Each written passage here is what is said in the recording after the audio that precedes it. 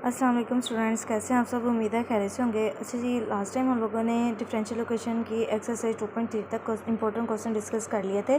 आज हम लोग स्टार्ट करेंगे ऑर्डिनरी डिफरेंशियल इक्वेशन की एक्सरसाइज 2.4, जिसके इंपॉर्टेंट क्वेश्चन 1 से 28 तक आ रहे हैं। ठीक है, इसके अंदर बेसिकली जो हमारे पास टॉपिक आ रहा है वो आ रहा है एग्जैक्ट डिफरेंशियल इक्वेशन का आ रहा है। एग्जैक्ट डिफरेंशियल इक्वेशन को हम लोगों ने करना कैसे होता है, इसके लिए मैंने यहाँ पे फॉर्मूला लिखा हुआ है। ठीक हो गया। इस फॉर्मूला को सबसे पहले आप लोगों ने अपने रजिस्टर पे पहले इसको एज अ की पॉइंट के तौर पे सारे को क्या कर लेना, नोट कर लेना है। ठीक हो गया। इससे क्या होगा, फर्दर हम जब क्वेश्चन को प्रोसीड करेंगे तो आपको सॉल्व करते हुए ये फॉर्मूलाज क्या करेंगे, हेल्प करेंगे, क्योंकि हर क्वेश्चन में ये यूज़ होंगे एग्जैक्ट इक्वेशन को प्रूव करने के लिए। और अगर मेरे बेटा आप मेरे चैनल पर अभी न्यू हैं तो आपने मेरे चैनल को अभी तक सब्सक्राइब नहीं किया तो काइंडली मेरे बेटा कर लें, रिक्वेस्ट है। और ज़्यादा से ज़्यादा दूसरों से शेयर क्या करें। शेयर करना क्या होता है, सबका जारी होता है। मे भी मेरी वजह से, आपकी वजह से किसकी हेल्प हो जाए, हेल्प करना क्या होता है, अच्छी बात है। और कमेंट सेक्शन में ज़रूर बताया करें अगर आपको मेरी वीडियोज़ अच्छी लगती हैं, उनकी समझ आती है। और मेरे बेटा वीडियो को कंप्लीट वॉच किया करें। कंप्लीट वॉच करने से क्या होता है, हर क्वेश्चन आने वाले क्वेश्चन से लिंक्ड होता है, तो इससे आपका कॉन्सेप्ट और अच्छे से क्या हो जाएगा, क्लियर हो जाएगा। अच्छा जी, एग्जैक्ट इक्वेशन को प्रूव करने के लिए हमारे पास फॉर्मूला आता है M x y d x plus N x y d Y is equal to 0। मतलब ये है कि हमारे पास डिफरेंशियल इक्वेशन के जो भी फॉर्म गिवन होगी वो यहाँ पे डी एक्स और यहाँ पे डी वाई होगा, और यहाँ पे उनके साथ क्या पड़े होंगे, कोफिशिएंट्स पड़े होंगे। अब जो डी एक्स के साथ यहाँ पे जो टर्म मौजूद होगी ना, उसको हम लोगों ने एम कंसीडर करना है, और जो टर्म डी वाई के साथ इधर मौजूद होगी उसको हम लोगों ने एन कंसीडर करना है। और फिर जब हम लोग एम और एन अपना डिसाइड कर लेंगे तो फिर उसके बाद हम लोगों ने क्या करना है, डेरिवेटिव लेना है। जो एम वाली टर्म होगी, एम वाला कोफिशिएंट होगा, उसका वाई के रिस्पेक्ट से डेरिवेटिव लेना है। और जो एन वाला फंक्शन होगा, टर्म होगी, उसका एक्स के रिस्पेक्ट से डेरिवेटिव लेना है। अगर ये एम वाई और एन एक्स दोनों के आ जाएंगे, इक्वल आ जाएंगे, मतलब दोनों डेरिवेटिव इक्वल आ जाता है, तो फिर हमारी इक्वेशन क्या बन जाती है, एग्जैक्ट डिफरेंशियल इक्वेशन बन जाती है। जब हमारे पास ये equation exact differential equation proof हो जाएगी तो फिर आगे इसको सॉल्व करने का फॉर्मूला ये है जो इसका सोल्यूशन फाइंड करने में हेल्प करता है। वो हमारे पास दो टाइप्स का हो सकता है। यहाँ पे देखें, अगर पहले डी एक्स और फिर बाद में डी वाई आ रहा है तो फिर हम लोग पहले ये फॉर्मूला यूज़ करेंगे। अगर सपोज करें आपके डिफरेंशियल इक्वेशन में डी वाई आ रहा है और इसके यहाँ पे डी एक्स आ रहा है, तो इनकी पोजीशंस चेंज है, तो फिर हम लोगों ने ये वाला फॉर्मूला यूज़ करना है। लेकिन मोस्ट ऑफ द टाइम जो इस एक्सरसाइज में या मोस्टली हम लोग यूज़ करते हैं वो इसी फॉर्मूला का क्या कर रहे होते हैं, प्रेफर कर रहे होते हैं। अच्छा जी, इसको कैसे सॉल्व करना है, integration M D x, M की जगह क्या पुट होगा, जो हम लोगों ने डी एक्स के साथ यहाँ पे कोफिशिएंट या टर्म पड़ी होगी उसको हम लोगों ने यहाँ प्लेस कर देना और डी एक्स के रिस्पेक्ट से उसको इंटीग्रेट कर देना है। Plus integration terms free from x, मतलब डी वाई वाली के साथ जो कोफिशिएंट होगा उसमें से वो ऐसी टर्म्स यहाँ पे लेनी है जो एक्स से फ्री हो, जिसमें एक्स इन्वॉल्व ना होगा। तो यहाँ पे अगर हमारे पास डी वाई के साथ यहाँ पे जो भी कोफिशिएंट या टर्म बनेगी उसके अंदर हमने चेक करना है किस किस उस टर्म के अंदर किसके साथ एक्स मौजूद नहीं है, किस, तो वो वाली फैक्टर या वो वाली टर्म वहाँ से उठा के हम लोगों ने यहाँ पे लिखना है, उसको डी वाई के रिस्पेक्ट से क्या कर देना, इंटीग्रेट कर देना, और इक्वल के इस साइड पे हमेशा सी होगा, इंटीग्रेशन कांस्टेंट जिसको कहते हैं। ठीक है, अगर आप लोगों ने ये नोट कर लिया, वीडियो पॉज करके आप लोगों ने सबसे पहले ये आप लोगों ने नोट कर लिया होगा, तो अगर नहीं किया तो पहले मेरे बेटा कर लें। अब क्वेश्चन की तरफ करते हैं मूव। क्वेश्चन हमारे पास है पहला है 2x minus 1 d x plus 3y plus 7 d Y is equal to 0। अब देखिए, जैसे मैंने एग्जैक्ट इक्वेशन के फॉर्मूला में बताया था कि पहले हमने m और n डिसाइड करना है, तो m और n डिसाइड करने के लिए देखें, अब dx के साथ यहाँ पे जो भी कोफिशिएंट पड़ा हुआ उसको हम लोगों ने m लिख दिया है, और जो dy के साथ कोफिशिएंट पड़ा हुआ उसको n लिख दिया है। अब हमने ये जो m जिसको हमने डिसाइड किया हुआ है इसका हमने y के रिस्पेक्ट से डेरिवेटिव लेना है, और जो उसको हम लोगों ने n डिसाइड किया उसका x के रिस्पेक्ट से डेरिवेटिव लेना है। अब ये देखें, जब इसका y के रिस्पेक्ट से डेरिवेटिव लेंगे, ना इस टर्म के अंदर y इन्वॉल्व है ना इसके अंदर इन्वॉल्व है, तो ये तो डेरिवेटिव ही 0 हो जाएगा। इसमें बात करते हैं, जब x के रिस्पेक्ट से डेरिवेटिव ले रहेंगे तो ना ही इस टर्म के x इन्वॉल्व है ना ही इस टर्म में x इन्वॉल्व है, तो x के रिस्पेक्ट से डेरिवेटिव लेना तो हम कैसे लें, तो इसका मतलब ये भी डेरिवेटिव 0 हो गया। दोनों डेरिवेटिव जब इक्वल आ जाएंगे तो हम लोगों ने कहना है it is an exact differential equation. Exact differential equation जब हमारे पास प्रूफ हो जाएगी तब हम लोगों ने एग्जैक्ट डिफरेंशियल इक्वेशन सॉल्व करने का फॉर्मूला लगाना है, integration M D x plus integration terms free from X और सार D Y is equal to C आ जाएगा। अब यहाँ पे m की जगह हम लोगों ने क्या डिसाइड किया, जो हम लोगों ने स्टार्ट पे m डिसाइड किया होगा यहाँ पे प्लेस करना है, और dx के रिस्पेक्ट से इसको इंटीग्रेट कर देना है, सेंटर में प्लस का साइन आएगा। साथ यहाँ पे हम लोगों ने लिखना है टर्म्स फ्री फ्रॉम x, जो डी वाई के साथ कोफिशिएंट के साथ पड़ी होंगी। यहाँ पे टर्म फ्री फ्रॉम x जिसके साथ x इन्वॉल्व नहीं होगा, तो दोनों टर्म्स के साथ देखें x नहीं आ रहा, तो पूरा का पूरी ये दोनों के पूरा कोफिशिएंट उठा के हम लोगों ने लिख देना, और डी वाई के रिस्पेक्ट से इसको क्या करना है, इंटीग्रेट करना है। अब बात करते हैं इसको सॉल्व करने की, इक्वल किस साइड पे सी रहेगा, इंटीग्रेशन कांस्टेंट। अच्छा जी, यहाँ पे जब हम इसको सॉल्व करेंगे तो 2x पे भी इंटीग्रेशन अप्लाई होगी, 1 पे भी इंटीग्रेशन अप्लाई होगी। जब 2x पे होगी तो 2 एज अ कांस्टेंट कंसीडर करते हुए बाय लिख देना है, और x की पावर में एक ऐड करके उसी से क्या करवा देना है, डिवाइड करवा देना है। -1 वन की जब इंटीग्रेशन कर रहे होंगे, जिस वेरिएबल के रिस्पेक्ट से कर रहे होंगे वो वेरिएबल वहाँ पे क्या हो जाता है, जनरेट हो जाता है। ये मैंने 2.2 2.3 के क्वेश्चन में भी जब हम लोगों ने क्वेश्चन सॉल्व किया, डिस्कशन किया, तब मैंने बार बार ये चीज़ आप लोगों को समझाई है कि जब भी सिंपल वन का हम लोगों ने इंटीग्रेशन करनी होगी, जिस वेरिएबल के रिस्पेक्ट से करनी होगी वेरिएबल वहाँ पे जनरेट हो जाएगा। ठीक है, सेम यहाँ पे भी प्रोसेस होगा, 3y पे भी, और 7 की इंटीग्रेशन होगी। तो ये ऐसा कॉन्सेप्ट ट्रीट करते हैं, y की पावर में एक ऐड और उसी से डिवाइड करवा देंगे। 7 के साथ वो वेरिएबल आ जाएगा जिसके रिस्पेक्ट से इसको इंटीग्रेट किया जा रहा है, y के रिस्पेक्ट से तो y आ जाएगा इक्वल टू c आ जाएगा। मजीद मैंने इसको सिंप्लीफाई किया है, 2 से कट गया और हमारे पास सिंप्लीफाई सॉल्व सोल्यूशन के बाद ये फॉर्म बन जाती है हमारे पास। ठीक है, अब बात करते हैं इसके क्वेश्चन नंबर 2 की। होपफुली कि ये चीज़ आपको अंडरस्टैंड होगी। मेन काम इस फॉर्मूला का जो आपको आना बहुत ज़्यादा ज़रूरी है एग्जैक्ट इक्वेशन को प्रूव करने के लिए। अब चेक करते हैं नेक्स्ट क्वेश्चन को कि एग्जैक्ट है या नहीं। तो हमारे जो क्वेश्चन 1 से 28 तक आ रहे हैं ना, उसके अंदर सिर्फ हम लोगों ने ये चेक करना है कि इक्वेशन हमारी एग्जैक्ट है या नहीं है। अगर नॉन एग्जैक्ट बन जाती है, फॉर एग्जाम्पल आपका एक क्वेश्चन होगा कि मैडम अगर नॉन एग्जैक्ट हो जाती है तो क्या करना है। नॉन एग्जैक्ट के लिए सोल्यूशन फाइंड करने का अलग से फॉर्मूला है, वो फर्दर हमारे पेज 28 के बाद जो क्वेश्चन स्टार्ट होंगे उनके अंदर वो सिखाया जाएगा। ठीक है, फिलहाल आप लोगों का कंसर्न ये है कि एग्जैक्ट इक्वेशन चेक कैसे करना है। तो हमारे पास ये डिफरेंशियल इक्वेशन क्वेश्चन नंबर 2 में इस तरह से गिवन है 2x + y dx - x + 6y dy = 0। सबसे पहले तो हम लोगों ने m और n डिसाइड करना है। dx के साथ पड़ा हुआ जो ये कोफिशिएंट होता है इसको हम लोग m डिसाइड करते हैं, और जो dy के साथ यहाँ पड़ा हुआ कोफिशिएंट होता है उसको n डिसाइड करते हैं। अब विद साइन ये पूरी की पूरी अब हम लोगों ने कोफिशिएंट उठाना है, ये नहीं करना कि इस माइनस को रहना है, माइनस भी साथ इसके आएगा। ठीक है, अब जब भी m डिसाइड होता है उसका y के रिस्पेक्ट से डेरिवेटिव लेना है। y के रिस्पेक्ट से डेरिवेटिव लेंगे तो इसके साथ तो y इन्वॉल्व नहीं था तो ये तो 0 हो गया।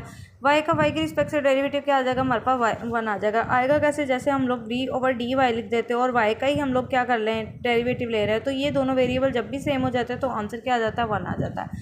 अब इसकी बात करेंगे, ये पहले तो आपने साइन को देखना है, ये -x और -6y बनता है, इसके साथ x नहीं है तो ये तो टर्म वैसे ही वैनिश हो जाएगी। अब बचा -x, x का x के रिस्पेक्ट से डेरिवेटिव तो आ जाएगा 1, लेकिन इस माइनस के वजह से इसके साथ साइन आ जाएगा -1। 1 और -1 एक दूसरे के इक्वल नहीं आ रहे। एग्जैक्ट इक्वेशन का रूल ही यही था कि m का y के रिस्पेक्ट से डेरिवेटिव और n का x के रिस्पेक्ट से डेरिवेटिव दोनों का आंसर सेम आए तो हम एग्जैक्ट कहते हैं, अदरवाइज ये क्या हो जाए, it is not exact equation आ जाएगी। क्वेश्चन नंबर 3 की बात करते हैं। क्वेश्चन नंबर 3 के अंदर हमारे पास डिफरेंशियल इक्वेशन कुछ इस तरह से गिवन है 5x + 4y dx + 4x - 8y का क्यूब dy = 0। m और n हम लोगों ने डिसाइड कर लिया है। m का विद रिस्पेक्ट टू y और n का with respect to x derivative लेना है। अब देखिए इसके साथ x वाली टर्म x इन्वॉल्व नहीं है तो ये टर्म का डेरिवेटिव तो 0 हो गया, इसके साथ y इन्वॉल्व है तो इसका मतलब y का y के रिस्पेक्ट से डेरिवेटिव क्या हो जाएगा, 1 हो जाएगा और साथ आ जाएगा 4, तो 4 सिंपल हमारे पास इसका आ जाएगा डेरिवेटिव का आंसर। अब n का x के रिस्पेक्ट से डेरिवेटिव लेंगे तो x का x के रिस्पेक्ट से डेरिवेटिव 1 हो गया तो आपके पास 4 बच जाएगा। इसके साथ तो x वाली कोई टर्म ही नहीं मौजूद, तो ये इसका मतलब ये टर्म वैनिश हो जाएगी, तो हमारे पास इसका आंसर भी 4 है। दोनों डेरिवेटिव जब हमारे पास इक्वल आ जाता है तो हम कहते हैं हमारी इक्वेशन क्या बन गई, एग्जैक्ट इक्वेशन बन गई। और एग्जैक्ट इक्वेशन का हम लोगों ने सोल्यूशन फाइंड करने का फॉर्मूला है, ये आप लोगों ने सबसे पहले नोट करना है अपनी नोटबुक के, ताकि आप लोगों को सोल्यूशन फाइंड करना क्या हो जाए, आसान हो जाए। लिखना integration m/dx plus integration terms free from x in n जो हम लोगों ने डिसाइड किया होता है उसके अंदर हम लोगों ने x से फ्री टर्म को यहाँ पे पुट करना होता है और dy के रिस्पेक्ट से उसको इंटीग्रेट करना होता है। इस इक्वल के साइड पे आ जाएगा c इंटीग्रेशन कॉन्स्टेंट जिसको कहते हैं। ठीक हो गया, अब क्या हो जाएगा, m की जगह मैंने ये वाला फैक्टर लिख दिया है। ठीक हो गया, अब n में से वो टर्म लेनी है जिसमें x इन्वॉल्व है, तो इसके अंदर x इन्वॉल्व है तो ये टर्म तो हम नहीं लेंगे, तो 8y क्यूब के अंदर x नहीं है तो हम लोगों ने ये वाली टर्म इधर लिखी और साथ dy लिख दिया, इसके रिस्पेक्ट से इंटीग्रेट कर रहे हैं। ओके जी, बात करते हैं इसकी 5 एज अ कॉन्स्टेंट ट्रीट करते हुए x को जब इंटीग्रेट किया जाएगा dx के रिस्पेक्ट से तो इसकी पावर में एक ऐड करना है, डिवाइड करवा देना है। सेम ऐसे यहाँ पे, अब आप कहेंगे कि मैडम यहाँ पे तो x इन्वॉल्व नहीं है तो हम इंटीग्रेशन कैसे करेंगे dx के रिस्पेक्ट से, तो इस तरह के केस में इंटीग्रेशन का केस बता रही हूँ, डेरिवेटिव में ये चीज़ नहीं अप्लाई करनी। यहाँ पे क्या होगा, 4y को एज अ कॉन्स्टेंट ट्रीट करेंगे, ये मैं थोड़ा सा करके बताते हैं। फॉर एग्जाम्पल आप कहते हैं 4y को आप लोगों ने इंटीग्रेट करना है और इंटीग्रेट करना है dx के रिस्पेक्ट से, जब x वाली टर्म ही नहीं है तो क्या करेंगे, तो आप लोगों ने ये 4y को एज अ कॉन्स्टेंट ट्रीट करते हुए बाय ले जाना है। यहाँ पे सिंपल क्या रह जाएगा, 1 और dx रह जाएगा। अब 4y तो कॉन्स्टेंट ट्रीट हो रहा बाय रहेगा, 1 का dx के रिस्पेक्ट से इंटीग्रेशन क्या जनरेट कर देगा, x जनरेट कर देगा, तो यही मैंने यहाँ पे लिखा हुआ है। ये कॉन्सेप्ट आप लोगों का क्लियर होना बहुत ज़्यादा ज़रूरी है। ठीक हो गया, अब यहाँ पे हम लोगों ने इसको जब करना है तो यहाँ पे -8 को हम लोग एज अ कॉन्स्टेंट ट्रीट करते हुए बाय ले जाएंगे और y की पावर में एक ऐड और उसी से डिवाइड करवा दिया। नेक्स्ट स्टेप हम लोगों ने इसकी कटिंग कर दी, कटिंग पॉसिबल है तो 4 1 4 2 8 और इसको सिंप्लीफाई करके लिखा, तो ये आपका क्या बन जाएगा, फाइनल आंसर बन जाएगा क्वेश्चन नंबर 3 का। बात करते हैं हम लोग क्वेश्चन नंबर 4 की। क्वेश्चन नंबर 4 के अंदर हमारे पास ये डिफरेंशियल इक्वेशन में बेटा कुछ इस तरह से गिवन है, sin y - y sin f x dx plus cos of x plus x cos y minus y d Y is equal to 0। सबसे पहले तो हमारे पास जब इस तरह से डिफरेंशियल इक्वेशन गिवन है, एक टर्म डी एक्स के साथ है, एक डी वाई के साथ है, तो पहले तो हम लोगों ने एम और एन डिसाइड करना है। जो डी एक्स के साथ यहाँ कोएफिशिएंट पड़ा होगा उसको एम ले लेंगे, जो डी वाई के साथ कोएफिशिएंट पड़ा होगा उसको एन ले लेंगे। ठीक हो गया। एम का with respect to y derivative लेना है और एन का विद रिस्पेक्ट टू क्या लेना है, एक्स डेरिवेटिव लेना है। तो यहाँ पे साइन वाई के डेरिवेटिव वाई के रिस्पेक्ट से क्या आ जाएगा, कॉस वाई आ जाएगा। और यहाँ से हमारे पास हम लोगों ने वाई के रिस्पेक्ट से ले रहे हैं तो साइन एक्स को एज अ कॉन्स्टेंट ट्रीट करते हो, वाई का वाई के रिस्पेक्ट से डेरिवेटिव क्या बन जाएगा 1, तो इसका मतलब साइन एक्स रह जाएगा, कोस वाई माइनस साइन एक्स आ जाएगा। ठीक हो गया।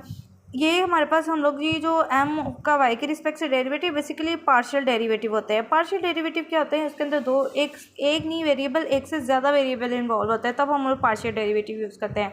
उसमें फिर जिसके रिस्पेक्ट से हम लोग इंटीग्रेशन या डेरिवेटिव ले रहे होते हैं ना, उसका तो डेरिवेटिव ले लेते हैं, दूसरे साथ पड़े हुए जो हमारे पास टर्म होती है, अगर वो उस वेरिएबल से रिलेटिंग कर रही होती है तो उसका एज अ कॉन्स्टेंट ट्रीट करते होते हैं। एन के केस में क्या देखेंगे, इसमें भी एक्स के रिस्पेक्ट से डेरिवेटिव लेना है, तो कोस एक्स का डेरिवेटिव होता है माइनस साइन एक्स। और यहाँ से मेरे बेटा एक्स के रिस्पेक्ट से अगर डेरिवेटिव ले रहे हैं तो हमारे पास ये वाई वाली दोनों टर्म्स ये एज अ क्या होंगे, ये वाई वाली टर्म जो है एज अ कॉन्स्टेंट ट्रीट करेंगे और एक्स का एक्स के रिस्पेक्ट से डेरिवेटिव 1 हो जाएगा तो ये कोस वाई बच जाएगा, और वाई का एक्स के रिस्पेक्ट से डेरिवेटिव क्या हो जाएगा, 0 हो जाएगा। तो हमारे पास आंसर बन जाएगा कोस वाई माइनस साइन एक्स। मैंने जस्ट अरेंज करके लिखा ताकि दोनों आंसर आपको दिखा सकूँ कि मैच हो रहे हैं। तो मतलब एम का विद रिस्पेक्ट टू वाई और एन का with respect to x derivative अगर इक्वल आ जाता है तो इसका मतलब हमारी इक्वेशन क्या बन गई है, एग्जैक्ट इक्वेशन बन गई है। एग्जैक्ट इक्वेशन जैसे ही बन जाती है फिर हम लोग क्या लगाते हैं, फॉर्मूला लगाते हैं, integration M D x plus integration term free from X in N और D Y is equal to C लिख देते हैं। एम की जगह हम लोगों ने ये जो एम डिसाइड किया हुआ है वो पुट करना है, डी एक्स के साथ आ जाएगा प्लस इंटीग्रेशन एन वाली टर्म के अंदर जो टर्म्स एक्स के बगैर हैं, जिनमें एक्स इन्वॉल्व नहीं है, वो हम लोगों ने उठानी है। अब देखिए ये कोस एक्स है और ये एक्स कोस वाई और एक माइनस वाई है, तो इन दोनों में एक्स इन्वॉल्व रहेगी, ये दोनों तो इग्नोर हो जाएंगे, मतलब माइनस वाई को हम लोगों ने ले लिया। उसके बाद हम लोग इंटीग्रेशन करेंगे। यहाँ पे मेरे बेटा क्या होगा, साइन वाई है तो साइन वाई को हम लोग एज अ कॉन्स्टेंट ट्रीट करते हैं, बाय लिख देंगे, बिकॉज डी एक्स के रिस्पेक्ट से इंटीग्रेशन है। तो यहाँ पे सिंपल 1 अगर कंसीडर कर लें, यहाँ पे मैं थोड़ा सा करके बता देती हूँ। अगर यहाँ पे यूँ लिखा हुआ है साइन वाई और साथ आ जाता है डी एक्स, तो साइन वाई को एज अ कॉन्स्टेंट ट्रीट करते हुए बाय लिख देना है और सिंपल 1 को डी एक्स के रिस्पेक्ट से इंटीग्रेट कर देना है। तो ये वो वाली टर्म जनरेट करेगा जिसके रिस्पेक्ट से हम लोग इंटीग्रेट कर रहे हैं, तो एक्स और साथ आ जाएगा साइन वाई आ जाएगा, ये इसकी इंटीग्रेशन का आंसर बनेगा।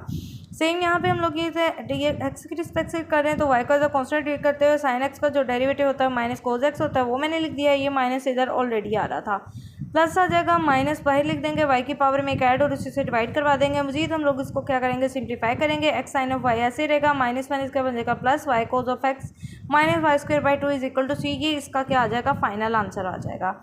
बात करते हैं अपने क्वेश्चन नंबर 5 की। क्वेश्चन नंबर 5 के अंदर डिफरेंशियल इक्वेशन कुछ इस तरह से मेरे बेटा गिवन है, 2x y square minus 3 d x और 2x square y plus 4 d Y is equal to 0।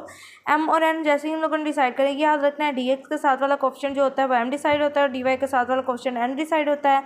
M का वाई के रिस्पेक्ट से डेरिवेटिव लेंगे तो इसलिए क्या हो जाएगा, 2x as a constant treat होगा, 2y का डेरिवेटिव 2 पावर स्टार्ट पे और पावर में कम, जैसे मैं इधर लिख दे बता देती हूँ। 2x y 2 का हम लोग जब डेरिवेटिव ले रहे हैं किसके y के रिस्पेक्ट से ले रहे हैं तो 2x as a constant treat होगा और d ओवर डी वाई जो होगा वो हम लोग को वाई स्क्वायर पे अप्लाई कर देंगे।